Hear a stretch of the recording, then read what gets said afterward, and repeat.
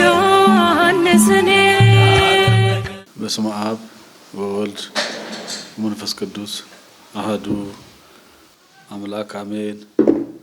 ወይደለወነ ከመ ንፈጽም ኩሎ ጽድቀ ጽድቅን ሁሉ መፈጸም ይገባናል። ማቴዎስ 3:15 ለመላው የኢትዮጵያ ኦርቶዶክስ ተዋሕዶ ቤተክርስቲያን አባላት እንኳን ለ2018 ዓመተ ምህረት በዓለ ጥምቀት በሰላም አደረሳችሁ። በማቴዎስ ወንጌል ተጽፎ የሚገኘውና ከላይ መነሻችን ያደረግነው ቃል ጌታችን መድኃኒታችን ኢየሱስ ክርስቶስ ለመጥምቁ ዮሐንስ የነገረው ቃል ነው። መጥምቁ ዮሐንስ እርሱ በጌታ ሊጠመቅ እንጂ እርሱ ጌታውን ለማጥመቅ እንደማይችል በትህትና በመግለጽ ሊከለክለው እየሞከረ ነበር። ጌታችን ግን ወይደለወነ ከመ ንፈጽም ኩሎ ጽድቀ ጽድቅን ሁሉ መፈጸም ይገባናል በማለት ፍቀድልኝ አለውና ያን ጊዜ ፈቀደለት። ይህ በክርስትና አስተምህሮ ውስጥ እንደ ማዕዘን ድንጋይ የተቀመጡ ቁልፍ ጉዳዮች መነሻ ነው። ሕግን በመተላለፍ ምክንያት ከሰው የተወሰደው ልጅነት ሕግን በመፈጸም የሚመለስበት ሥርዓት ተሰርቷል። የእግዚአብሔር ልጅ በሥጋ ተገልጧል።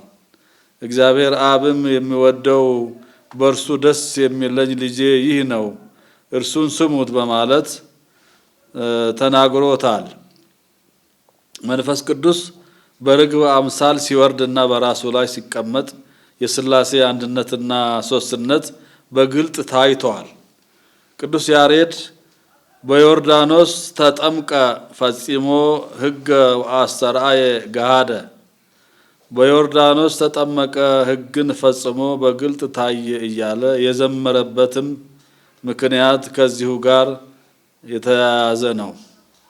የጌታችንና የመድኃኒታችን ኢየሱስ ክርስቶስ የጥምቀት በዓል ቤተክርስቲያናችን በአደባባይ ከምታከብራቸው አበይት በዓላት አንዱ ሲሆን ረጅም ዘመንና ታሪክ ያለው በዓል ነው። ከበዓሉ ሃይማኖታዊ አስተምህሮ መሰረት ጋር በባህላዊ መገለጫዎችና በሕዝብ ከሕዝብ ትስስር ፈጣሪነቱ በሰፊው የሚታወቅም በዓል ነው። በዓሉን ለማክበር በሚሊዮኖች የሚቆጠር ሕዝብ ከቤቱ ወጥቶ የሚገናኝበት ሲሆን ሰላሙንና አንድነቱን የሚጠብቅበት ሥርዓት አለው። መከባበር፣ መተሳሰብና ከተገቢው መንፈሳዊ መንገድ ደስታን መግለጽ የበዓሉ በጎ ገጽታዎች ናቸው። አስተምህሮአችን ሁሉ ነገር በሥርዓት ይሁን እንደሚል ጥምቀት ሥርዓትን መሰረት አድርገን የምናከብረው በዓል በመሆኑ በልዩ ውበት የሚታወቅ በዓል ሊሆን ችሏል። ስለዚህ ዛሬም በዓሉን በመንፈሳዊ ስነ ስርዓትና በጎ እሴቶቻችንን ሁሉ በመጠበቅ ልናከብረው ይገባል።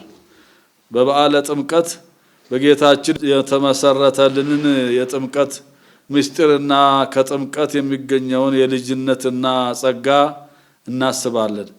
በጥምቀት የምናገኘውን ጸጋ መንፈስ ቅዱስ ከስጋዊነት ወደ መንፈሳዊነት መለወጥ እንዲሁም ከኃጢአት ማሰሪያና ከዲያብሎስ ግዛት ነፃ መውጣት እያሰብን ነጭ እንለብሳለን። ስለተደረገልን ሁሉ እግዚአብሔር አምላካችንን በመንፈሳዊ ዝማሬ እናመሰግናለን። ከዚህ ውጪ ሰዎችን በሐሳብ የሚለያዩ መልእክቶችንና ምልክቶችን እንዲሁም አርማዎችን መጠቀም ከበዓሉ መንፈስ ጋር የሚጋጭ ነው። ነገሮቻችን ሁሉ ሰላምን፣ ፍቅርንና አንድነትን የሚሰብኩ ሊሆኑና አሉታዊ ውጤት ካላቸው ነገሮች ሁሉ ልንጠበቅ ይገባል። ስለዚህ ከላይ እንደተገለጸው ነጭ ቀለም ያላቸው አልባሳትን በመልበስ የሀገራችንን ሰንደቅ ዓላማና የቤተ ክርስቲያናችንን አርማ ብቻ በመያዝ መልእክቶቻችንን ልዩነት ፈጣሪ እንዳይሆኑ በመጠንቀቅ በዓለ ጥምቀትን በስርዓት እንድናከብር እያል በቅድስት ቤተክርስቲያናችን ስም ጥሪያችንን እናስተላልፋለን። ልዑል እግዚአብሔር አምላካችን በዓሉን የሰላምና የበረከት በዓል ያድርግልን። ሀገራችንን በጽኑ ሰላም በአንድነት ይጠብቅልን። ጥር 9 ቀን 2018 ዓ.ም አዲስ አበባ ኢትዮጵያ። ዮሐንስኔ